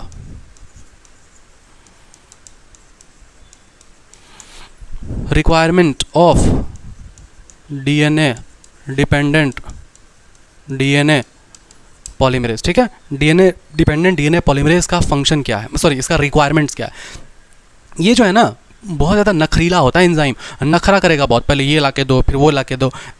अभी जो डीएनए डिपेंडेंट डीएनए पॉलीमरेज है ना, ये बहुत नखरीला है, बहुत नखरा करता है ये। अब जैसे एक मासूम बच्चा का कहानी था ना, वो बहुत नखरा करता था। बच्चा बोला क्या, मैं मिर्ची खाऊंगा। बोला हाँ ठीक। बोला नहीं मैं मिर्ची अभी खाऊंगा। बोला ठीक है अभी खाओ। तो मिर्ची ला के दिया, उसके लाया गया मिर्ची। बोला कि आधी खाऊंगा। बोला ठीक, उसको आधा में कट किया गया है ना, आधा खाया मिर्ची, अब खा लो भाई। बोला पहले आप खाओ आधी, फिर मैं आधी खाऊंगा। बोला ठीक है भाई हम खा लेते हैं, है ना। तो वो आधा खाया। अब बोला नहीं आपने जो खाया मुझे वही आधी मिर्ची खानी है। ठीक है, तो ये वैसे ही बहुत ज़्यादा नखरीला है। ठीक है, इसका क्या नखरा एकदम ध्यान से सुनना है, इसका क्या रिक्वायरमेंट्स इसको ध्यान से सुनना है। ठीक है, चलिए देखिए। तो बोलता है it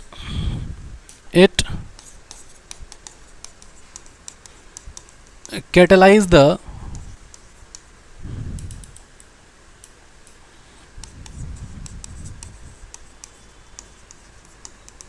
polymerization of DNA in only one direction, that is 5 to 3। ठीक है, समझाऊंगा मैं आपको।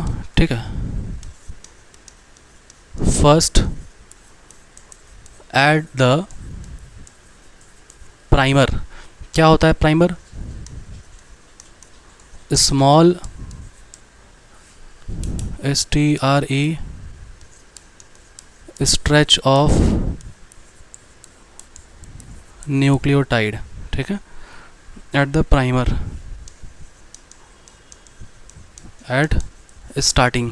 ठीक है, ये दोनों पॉइंट को मैं भी समझाऊंगा एकदम ध्यान से। ठीक है, चलो आओ क्लियर करते हैं भाई, आगे क्लियर करते हैं। आओ देखो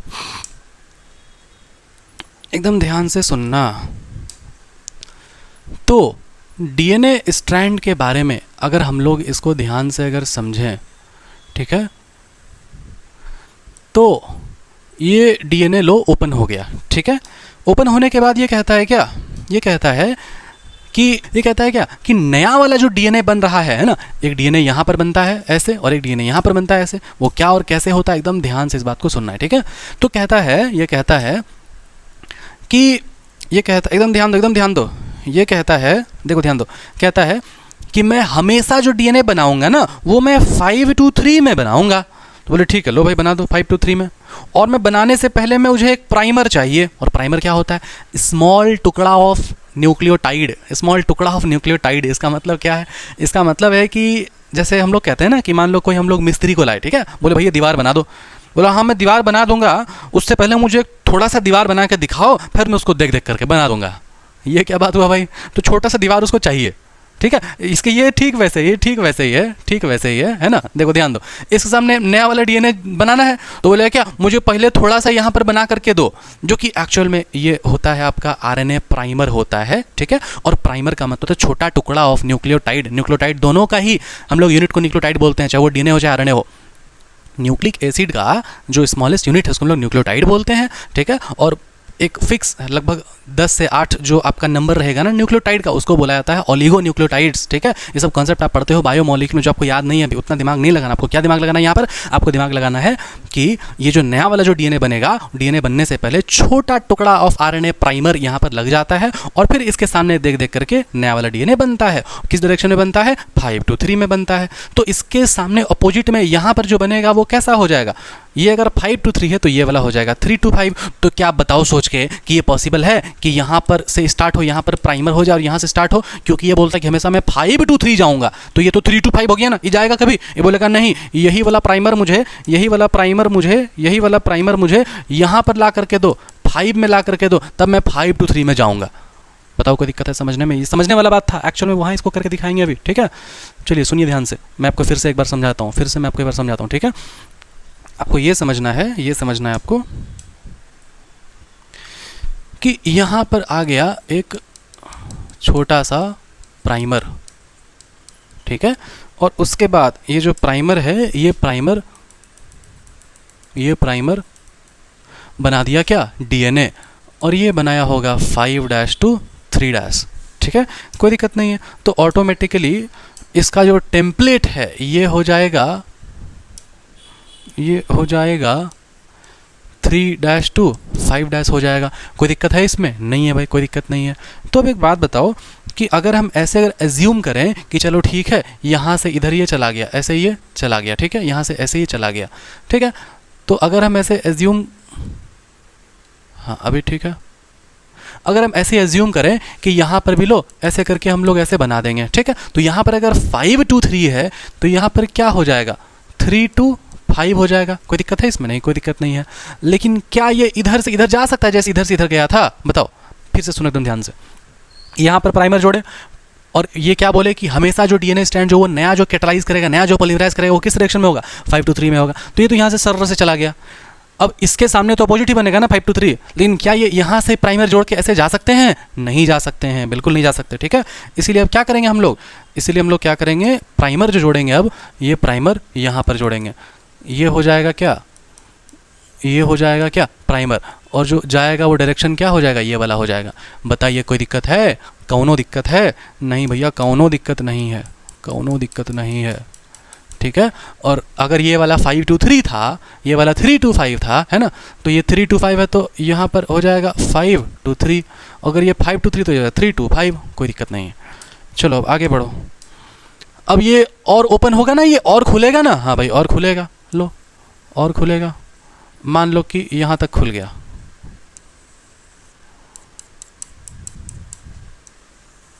लो, यहाँ तक खुल गया, ठीक है। वैसे ही बना देते हैं एग्जैक्टली जो भी वहाँ बना हुआ है।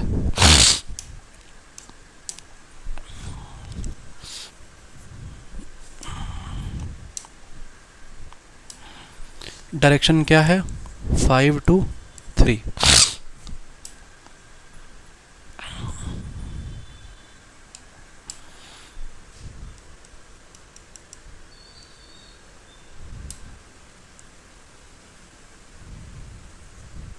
यहाँ पर भी डायरेक्शन क्या है? 5 2 3, ठीक है, कोई दिक्कत नहीं। तो सेम मैंने यहाँ पर आपको बना दिया, ठीक है। जैसे यहाँ पर 5 2 3 गया था तो यहाँ पर 5 2 3 चला गया, ठीक है। और इसके ठीक सामने में क्या है? यहाँ से 5 2 3 इधर गया, ठीक है। ये मैंने आपको बना दिया और डीएनए स्ट्रैंड और ज़्यादा खुल गया, ठीक है। अब इसका रिक्वायरमेंट क्या था? ये रिक्वायरमेंट में कहता है कि भाई मैं कैटलाइज करूँगा पॉलीमराइजेशन ऑफ डीएनए, मतलब पॉलीमर को जोड़ना किसमें? 5 2 3 में। और मुझे क्या चाहिए? प्राइमर ला के चाहिए। कहाँ पर? स्टार्टिंग में चाहिए प्राइमर, ठीक है। तो लो, स्टार्टिंग में यहाँ पर प्राइमर है और ये 5 2 3 जा ही रहा है, तो ये और आगे जा सकता है। क्यों? क्योंकि ये 5 2 3 डायरेक्शन ही है, ये 5 2 3 डायरेक्शन ही है। तो ये फटाक से आगे बढ़ गया, आगे बढ़ गया, ठीक है। समझ में आया बात? तो ये जो डायरेक्शन जो बनेगा, ये जो डायरेक्शन जो बनेगा, ये डायरेक्शन आपका क्या हो जाएगा? आपका 5 2 3 ही कहलाएगा। समझ में आ रहा है ये बात आपको? समझ में आई बात आपको? बताओ, ये वाला जो स्ट्रैंड है ना, ये वाला स्ट्रैंड दोनों ही क्राइटेरिया को ये फुलफिल कर रहा है ना। ये यहाँ पर प्राइमर भी जोड़ा हुआ है और ये 5 2 3 में ही मूव कर रहा है। लेकिन इसमें आप देखो एकदम गौर से, अब ये इधर से इधर मूव किया, लेकिन ये क्या इधर से इधर मूव करने लग जाएगा? तो गड़बड़ हो जाएगा ये, है ना। मतलब एक डीएनए स्ट्रैंड में यहाँ 5 2 3 है, फिर क्या यहाँ से 5 2 3 डाल देंगे? ऐसा नहीं हो सकता, ऐसा नहीं हो सकता। अब ये क्या बोलेगा, एकदम ध्यान से सुनिए, इस बात को ऐसे समझिए। अगर आप डीएनए का अगर आप वो करोगे, पोलैरिटी अगर आप लिखोगे, तो ये वाला अगर 5 2 3 है तो ये वाला हो जाएगा 3 2 5, ठीक है। और अगर ये वाला 3 2 5 है तो ये वाला क्या हो जाएगा? 5 2 3। कोई दिक्कत है? नहीं, कोई दिक्कत नहीं है। तब मैं ये वाला, क्योंकि 5 2 3 है, तब ना यहाँ पर जो है क्या है? ध्यान सुनो, एकदम ध्यान सुनो। ये वाला क्योंकि ये 5 2 3 है, तब ना यहाँ पर क्या है? 3 2 5 है। और ये डायरेक्शन किस में कैटलाइज हो रहा है? ये 5 2 3 में कैटलाइज हो रहा है, ठीक है। अब इसको एकदम ध्यान से सुनो। तो पॉइंट ये है कि ये जिस तरह से 5 2 3 में इधर जाकर के बढ़ा प्राइमर को जोड़ करके, तो ये फिर से ये दोबारा से यहाँ पर ये प्राइमर मांगेगा, बोलेगा मुझे फिर से प्राइमर ला करके दो, और मैं फिर से ऐसे आगे बढ़ूंगा, तब ना ये 3 के आगे हो जाएगा यहाँ पर 5 और यहाँ पर हो जाएगा 3, और ये बोला कि हाँ ठीक है 5 2 3 में मैं आगे मैं बढ़ता हूँ। बताओ कोई दिक्कत है? समझ में आ रहा है? समझ में आ रहा है सबको कि नहीं आ रहा? समझ में बोलो क्या हुआ, एकदम ध्यान से सुनो। ये है, इसको मैंने खोल दिया तो उसके बाद ये वैसे ही आगे बढ़ गया, लेकिन यहाँ पर गैप हो गया। फिर ये बोला कि भाई मुझे फिर से जो है ना, मुझे फिर से यहाँ पर प्राइमर ला करके दो, फिर मैं आगे बढ़ूंगा। फिर ये 5 से 3 बढ़ा, फिर ये 5 से 3 बढ़ा। अब देखो इसमें क्या होगा, एकदम ध्यान से सुनना ट्विस्ट, ठीक है। अब जब ये आगे बढ़ेगा तो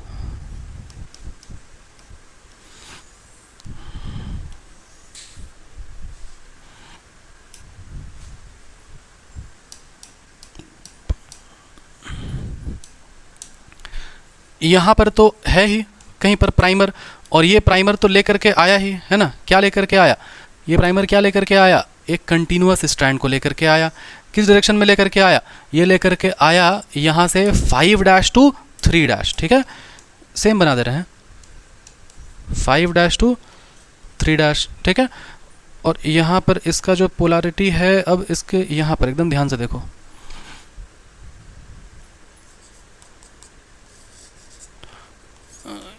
फाइव डैश टू 3',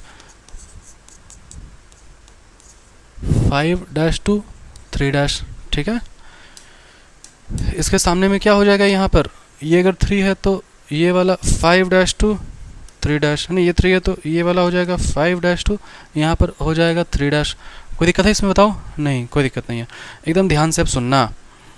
क्या यहाँ पे अब आपको समझ में आ रहा है कि ये वाला 5 to 3 कंटिन्यूअस जा रहा है, लेकिन ये वाला यहाँ पर ये फिर से गैपिंग हो गया, तो यहाँ पर फिर से इसको एक ठो प्राइमर ला करके दो, और ये फिर से ऐसे करके ये मूव करेगा। किस में मूव करेगा? ये अगर 3 है तो यहाँ पर क्या हो जाएगा 5, और यहाँ पर 3, मतलब 5 to 3 में मूव करेगा। मतलब हाँ ये बात सही था, ये बात सच था कि भाई what is the reason of formation of one continuous and one another discontinuous strand in the replication fork? Because DNA dependent DNA polymerase enzyme act only in the one direction that is 5 to 3, है ना। इसी कारण से ऐसा होता है कि एक तरफ बन जाता है क्या? लैगिंग स्ट्रैंड, एक तरफ बन जाता है क्या? Leading strand. कोई दिक्कत है इस बात में? क्या आपको समझ में आया अच्छे से? अगर आपको समझ में नहीं आ रहा, एकदम ध्यान से बनाइए, सोच समझ करके बनाइए, और आपको ये बात याद रखना है कि ये एक यहाँ पर प्राइमर चाहिए और यहाँ पर इसको 5 to 3 में इसको बनाना है, ठीक। तो इसके सामने में ये स्ट्रैंड यहाँ पर क्या हो जाएगा? ये अगर 3 है तो ये वाला हो जाएगा 5, और ये वाला हो जाएगा 3, तो ये इधर ना जाएगा। समझ गए बात? इसको जब खोलोगे तो ये यहाँ से ऐसे चला गया, लेकिन ये यहाँ से 5 to 3 गया, यहाँ पर गैपिंग हो गया ना, तो यहाँ पर फिर से 5 to 3 जाएगा ना। बताओ ये इधर कैसे आ जाएगा? ये इधर नहीं आएगा ना बाबू, इधर नहीं आएगा, ठीक है। कोई दिक्कत है इसमें बताओ? नहीं, कोई दिक्कत नहीं है। आपको ये बात बहुत अच्छे से समझ में आ गया होगा। नहीं आया समझ में तो जा करके पोगो देखो। जानते हो पोगो क्या होता है? कार्टून नेटवर्क, पोगो, हंगामा टीवी, देखा है कभी ये सब? अरे ओहो मास्टर, चलो ओके। बौरा गया है मास्टर आज। हाँ ठीक है, आई होप कि यहाँ तक आपको समझ में आया होगा अच्छे से, ठीक है। आइए हम लोग थोड़ा सा एनसीईआरटी देख लेते हैं, ठीक है।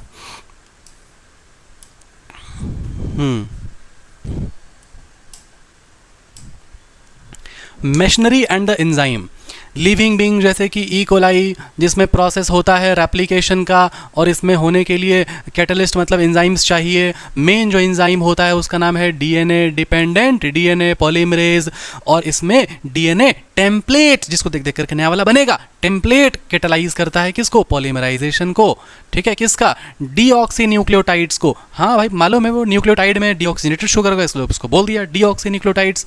ये जो एंजाइम्स है वो हाईली एफिशिएंट एंजाइम है जो कैटलाइज करता है polymerisation of large number of nucleotides बहुत शॉर्ट टाइम में। जैसे कि ई कोलाई के अंदर में 4.6 × 10⁶ बेस पेयर्स रहता है, जो कि कंपेयर करोगे एक ह्यूमन के डिप्लॉयड कंटेंट से, तो उसमें 6.6 × 10⁹ बेस पेयर होता है, जो कि कंप्लीट कर लेता है विदिन 18 मिनट ये कर लेता है, बना लेता है एवरेज रेट ऑफ पॉलीमराइजेशन, ठीक है। 18 मिनट किसका दिया हुआ है? ई कोलाई का दिया हुआ है, और जो कि है क्या? लगभग 2000 बेस पेयर पर सेकेंड, ठीक है।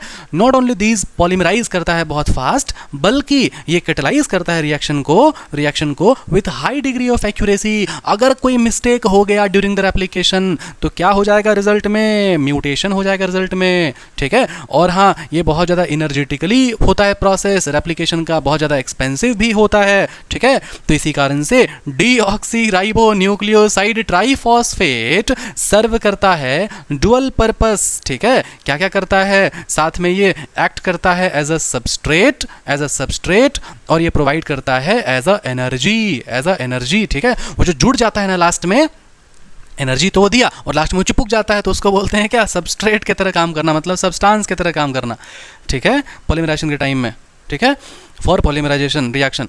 और हाँ, द ओनली 2 टर्मिनल फॉस्फेट जो है आपका डीऑक्सी न्यूक्लियोसाइड ट्राइफॉस्फेट में, वही हाई एनर्जी फॉस्फेट है, सेम केस ऑफ एटीपी की तरह। तब ना उसको बोलते थे एटीपी, जीटीपी, सीटीपी, टीटीपी, कोई दिक्कत नहीं है पी। चलो आगे देखो, अब देखो यहाँ पर क्या बोला। इन एडिशन जो डीएनए डिपेंडेंट डीएनए पॉलीमरेज है, वहाँ पर एडिशनल एंजाइम्स जिसका नाम एनसीईआरटी नहीं बोला, फिर भी मैंने आपको बताया, ठीक है। मेनी एडिशनल एंजाइम्स रिक्वायर्ड होता है कंप्लीट करने के लिए प्रोसेस ऑफ रेप्लिकेशन को, बहुत हाई डिग्री ऑफ एक्यूरेसी से, ठीक है। For long DNA molecules, since 2 strand of DNA can not be separated, entire length separate नहीं हो सकता है क्योंकि बहुत हाई एनर्जी रिक्वायर पड़ेगा, बहुत हाई एनर्जी रिक्वायर पड़ेगा। इसी कारण से डीएनए रेप्लिकेशन होता है कि स्मॉल ओपनिंग से, small opening of DNA helix से, उसी ओपनिंग को जहाँ से वो ओपन होगा उसको हम लोग क्या बोलते हैं, ओआरआई बोलते हैं, ओरिजिनल रेप्लिकेशन बोलते हैं। और वो स्मॉल ओपनिंग को हम लोग क्या बोलते हैं, रेप्लिकॉन, जो आपका एनसीईआरटी नहीं बताया, ठीक है, जिसको हम लोग सुनो, ध्यान सुनो। The replication occurs with in the small opening of DNA helix, जिसको रेप्लिकेशन फॉर्क बोल दिया, वो आधा रेप्लिकॉन का आधा वाला को क्या बोल दिया, रेप्लिकेशन फॉर्क बोल दिया, है ना, ठीक है। The DNA dependent DNA polymerase catalyse करता है polymerisation of only in one direction, that is 5 to 3, ठीक है। यही क्रिएट करता है एडिशनल कॉम्प्लिकेशंस रेप्लिकेशन फॉर्क में। क्या कॉम्प्लिकेशन, जिसमें कि 1 स्ट्रैंड बन जाता है, क्या, अच्छा 1 strand the template with polarity 3 to 5 replicates continuous, ठीक है। मतलब जो आपका, सो ध्यान से सुन, एकदम ध्यान से सुन, ध्यान से सुन, एकदम ध्यान से सुन रे बच्चा, ठीक है। ये कंटिन्यूअस हुआ ना, इसका पोलैरिटी 5 to 3 है, लेकिन इसके टेम्पलेट का पोलैरिटी 3 से 5 है। तो ये बात बोला कि भाई टेम्पलेट 3 to 5 वाला में कंटिन्यूअस होता है, कोनो दिक्कत नहीं, एकदम नहीं हम तेरे से कंफ्यूज होंगे एनसीईआरटी कहीं का। चलो इधर यहाँ देखो, रेप्लिकेशन इज कंटिन्यूअस, क्या लिखा था कौन, हाँ, ऑन 1 स्ट्रैंड जिसका पोलैरिटी क्या है, 3 to 5 है, टेम्पलेट का पोलैरिटी 3 to 5 है, उसमें रेप्लिकेशन क्या होता है, कंटिन्यूअस होता है, वेरी गुड। लेकिन on the other template with 5 to 3 वाला है ना, 5 to 3 वाला क्या हो जाता है, डिसकंटिन्यूअस हो जाता है, ठीक है। फिर बाद में वो जो फ्रैगमेंट है वो लेटर ऑन ज्वाइन हो जाता है बायोलॉजी का फेविकॉल जिसका नाम है डीएनए लाइगेज से, मैंने आपको बताया वो फ्रैगमेंट्स का नाम ओकाजाकी फ्रैगमेंट भी होता है। यहाँ पर जो लैगिंग स्टैंड बनता है उसको हम लोग क्या बोलते हैं, ओकाजाकी फ्रैगमेंट भी बोलते हैं, वो लाइगेज से जुड़ जाता है, ठीक है। चलो ओके, और क्या है यहाँ पर ये लिखा कि डीएनए पॉलीमरेज अपने आप से खुद से ये इनिशिएट नहीं कर पाएगा प्रोसेस ऑफ रेप्लिकेशन को, इसीलिए रेप्लिकेशन इनिशिएट होता है, ऐसा नहीं कि कहीं पर भी randomly, does not initiate randomly by any place of the DNA, बल्कि एक डेफिनेट रीजन है ना, ई कोलाई डीएनए में डेफिनेट रीजन से ओरिजिनेट होता है, और उसी रीजन को बोला जाता है क्या, ओरिजिन ऑफ रेप्लिकेशन। मतलब डीएनए जहां से खुलेगा उसको बोलते हैं ओरिजिन ऑफ रेप्लिकेशन, जहां से रेप्लिकेशन स्टार्ट होता है, ठीक है। और ये कैसे पता चलेगा कि डीएनए में यहीं से खुलेगा या फिर यहीं से खुलेगा, आपको मैं बात बताऊंगा, टेंशन ना लो, ठीक है। चलो it is because of the requirement of the origin of replication that the piece of DNA is need to be propagated during the recombinant DNA। ये लाइन को मत देखना थोड़ा सा, ठीक है, ये लाइन आपका बायोटेक्नोलॉजी से रिलेटेड है, मैं आपको समझा दूंगा, कोई दिक्कत वाली बात नहीं है, ठीक है। पहले यहाँ पर देखो, और ये वाला पैराग्राफ को थोड़ा सा साइड में रखो, ठीक है। अब देखो यहाँ पर रेप्लिकेशन फॉर्क है, ये वाला जो कंटिन्यूअस सिंथेसिस या डिसकंटिन्यूअस सिंथेसिस हो रहा है, ये वाला है ना 5 to 3, और ये वाला क्या हो जाएगा 3 to 5, इसको याद रखना बस क्वेश्चन के फॉर्म में। 5 to 3 बहुत इंपॉर्टेंट, 5 to 3, ये वाला 3 to 5 है ना।